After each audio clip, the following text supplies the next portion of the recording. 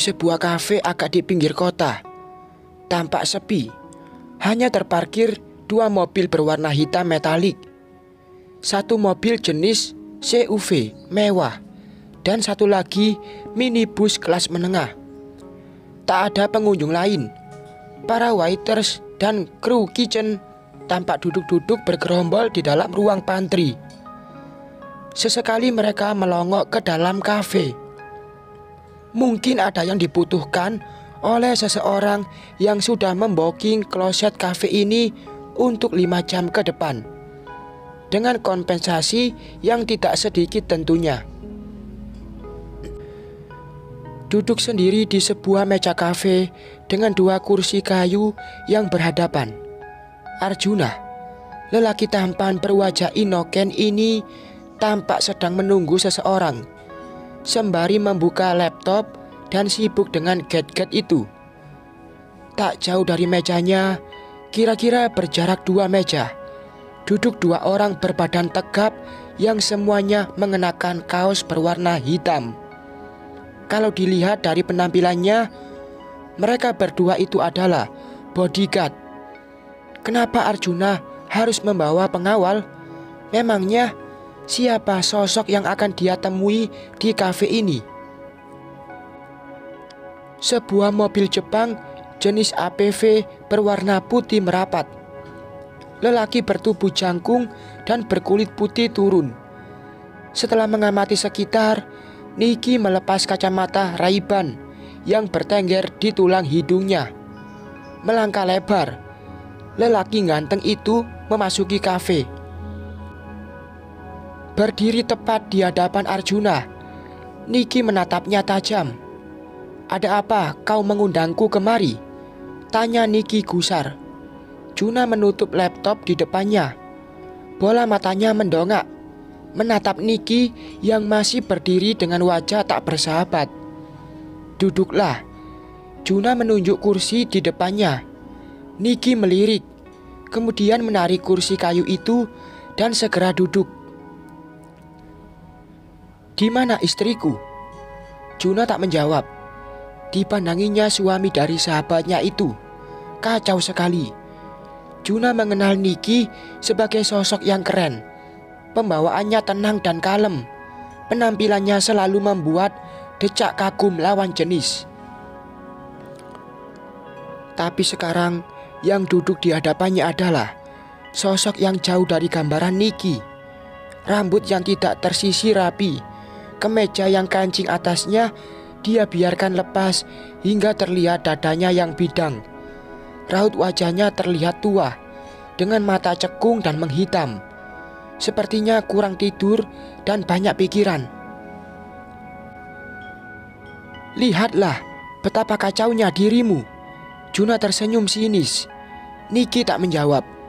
Dia hanya menghela nafas. Diakuinya, semenjak Ivone pergi meninggalkannya, hidup Niki benar-benar kacau. Dahlia dan Mami menguasai rumahnya, membuat Niki tidak betah. Omelan demi omelan dari 2 perempuan mata duitan itu juga membuatnya pusing. Selalu uang dan uang yang mereka minta. Dulu hidup Niki sangat nyaman. Dia hanya memantau saja perusahaan miliknya. Karena Ivone, istrinya yang cerdas, bisa membantunya menghandle manajemen perusahaan. Niki jadi punya banyak waktu untuk menekuni hobinya bermain saham. Dari bermain saham, Niki meraup banyak rupiah, bahkan lebih banyak dari yang dihasilkan perusahaan miliknya. Hidup Niki dan Ivone bahagia dan berkecukupan. Niki bisa membeli rumah, mobil untuk istrinya, berbulan madu ke Phuket, Thailand. Sayang, semuanya itu menciptakan iri di hati Mami dan saudari perempuannya. Mami dan Kak Astrid menganggap Niki berubah, lebih perhatian dan royal pada Ivone, istrinya, daripada dia dan Astrid. Kecemburuan yang mengkristal menjadi belenggu kebencian di hati Mami. Apalagi saat Mami merasa jatah uang yang dikirim Ivone 10 juta per bulan dirasa kurang. Mami semakin membenci menantunya itu, bahkan memberinya julukan si pelit. Sudah 3 bulan setelah Ivone pergi, bukannya Niki tak mencari keberadaan istrinya. Niki tahu Ivone tak ada di Bandung, sebab Niki pernah melihat Ivone masih bekerja di perusahaan Juna. Buat Niki, Juna ini musuh dalam selimut. Sebagai sesama lelaki, Niki menduga kuat kalau Juna ada hati dengan istrinya. Tapi Niki percaya Ivone adalah perempuan setia dan sangat bucin padanya. Ivone tak pernah menganggap Juna lebih dari seorang sahabat. Pernah Niki melihat Ivone saat istrinya itu pulang kerja. Niki melihat Ivone mampir di sebuah apotik. Saat akan mendekat, tiba-tiba datang 2 pria berbadan besar menghadangnya. Kedua pria itu memperingati dan mengancam Niki untuk tidak mendekati Ivone. Ini pasti kerjaan Juna, sahabat istrinya itu. Tanpa setahu Ivone telah menyiapkan pengawal untuk menjaga Ivone dalam jarak tertentu. Niki tak habis pikir, kenapa Juna justru menyembunyikan Ivone, bukannya membantu mempertemukan dirinya dengan Ivone dan membantu menyelesaikan masalah. Seharusnya sahabat itu begitu, bukan menikung dari belakang. Geram Niki jadinya. Dia tak punya kesempatan untuk mendekati istrinya. Baiklah, Nick, aku tak mau buang waktu. Aku hanya akan menyampaikan ini. Juna membuka tasnya dan mengambil sebuah amplop coklat berukuran besar. Kemudian Juna menaruhnya di meja. Niki memperhatikan. Itu adalah akte cerai dari pengadilan, ucap Juna tenang. Tapi ketenangan itu justru membuat Niki meradang. Aku tidak pernah menceraikan dia. Kenapa bisa ada akta cerai? Suara Niki meninggi. Juna menatapnya dingin. Kau yang merekayasa, tuding Niki. Salahmu sendiri, tak pernah hadir di persidangan. Para saksi juga mengatakan, sudah ada perempuan lain di rumahmu. Tak ada alasan bagi hakim untuk tidak mengabulkan gugatan Ivone. Perkataan Juna membuat emosi Niki memuncak. Dia berdiri dengan kasar. Tangannya meraih dan menarik kemeja Juna hingga tubuh Juna sedikit terangkat. Juna bergeming. Tiba-tiba Niki merasa seseorang menarik tubuhnya kuat sampai dia melepaskan cengkraman tangannya di kerah baju Juna. 2 orang laki-laki tinggi besar mendudukkan paksa Niki. Para bodyguard Juna menahan bahu Niki untuk tetap duduk. Niki memandang kedua bodyguard itu dengan kesal. Lagi-lagi Juna membawa pengawal. Duduk, Nick. Aku belum selesai bicara. Juna menatap tajam. Sekarang kedua bodyguard berdiri di belakang kursi Niki dengan melipat tangan di dada. Suasana menjadi tegang.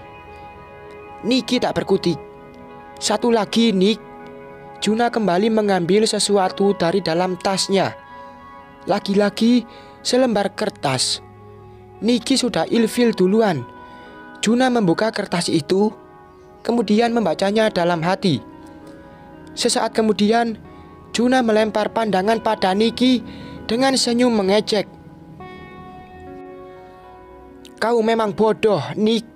Membuang berlian hanya untuk mengambil kerikil tak berguna. Kepala Juna menggeleng. Bibirnya terus tersenyum, membuat Niki semakin jengkel. Banyak bacot lo, desis Niki. Juna menghela nafas.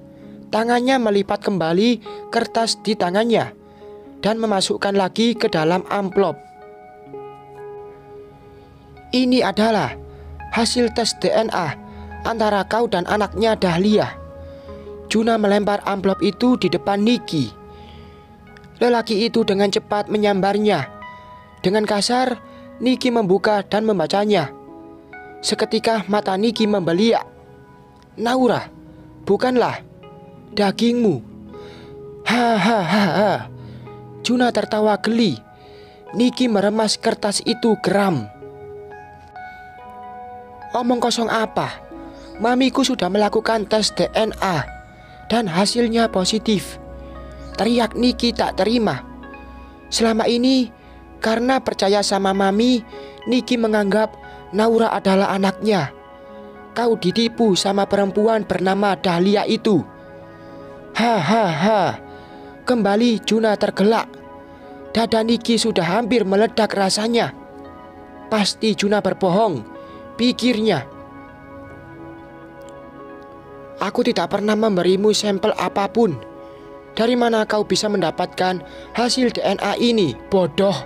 Bentak Niki. Wajah Juna menegang. Ditatapnya tajam lelaki di depannya. Tapi kemudian Juna tersenyum lagi. Bukankah kau punya istri setia yang selalu memotongkan kuku jari kakimu, Niki? Juna memiringkan sedikit kepalanya untuk mengejek Niki. Niki langsung terdiam. Tapi bagaimana tes DNA yang dilakukan oleh maminya bisa positif? Padahal sama-sama menggunakan sampel dari jaringan tubuh Niki, yaitu rambutnya. Kalau itu, kau tanyakan saja pada Dahlia dan sepupunya yang bekerja di laboratorium klinik, ujar Juna. Seperti tahu apa yang dipikirkan Niki. Kurasa sudah cukup. Juna membawa laptopnya dan pergi berlalu meninggalkan Niki. Sambil berjalan, Juna tersenyum sendiri. Laki-laki bodoh kau, Nick. Niki memandang punggung Juna dengan geram. Sumpah serapa dia tujukan buat sahabat istrinya itu. Sekarang Ivone sudah resmi menjadi janda.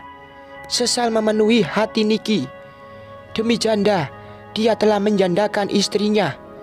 Setelah mobil Juna pergi, Niki segera berdiri. Kedua bodyguard Juna menahan langkahnya. Mau apa kalian? Hardik Niki kesal. Saya peringatkan Anda untuk tidak mengikuti Pak Juna, atau Anda akan tinggal nama, ucap salah satu dari pengawal itu. Niki mengibaskan tangannya. Kedua bodyguard itu mundur. Saat ini Niki sedang tidak ingin mengejar Juna. Dia akan mencari Dahlia. Ya, perempuan itu harus diberi pelajaran. Bila perlu, Niki akan membuangnya ke jalanan. Dahlia telah menipunya mentah-mentah. Naura bukan anakku. Setan kau, Dahlia. Bersambung.